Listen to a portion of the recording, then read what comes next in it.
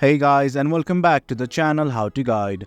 In this tutorial, we're gonna look at how to fix Messenger chat heads not showing up. Now let's begin. Initially, to make sure that you have the Messenger application installed and updated. As you can see, I have already logged into my account. In case you have not, do log in right now. Now one option I provide you guys with is simply reinstalling your application. In case that does not work, well, here's another method. At the very top left here are these three lines. There's a button like this, simply click on it. Now something like this will open up from the side. Now what you want to do is simply go to the settings by clicking on this gear-like icon on the top right. Now this page will open up. You can simply scroll down till you see something like chat heads right here. It's right under the preferences tab. Right here you can see the chat heads is turned off. I simply want to turn it on right here. Toggle on this button. And now let's look whether chat heads is functioning or not.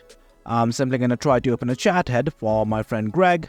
Here's the option called as open chat head. I'm gonna click on it.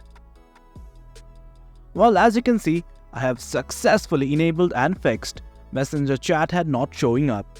Well guys, it's as easy as that. Hope you guys found this video informative, and for content like this, do remember to hit like, share and subscribe. Thank you.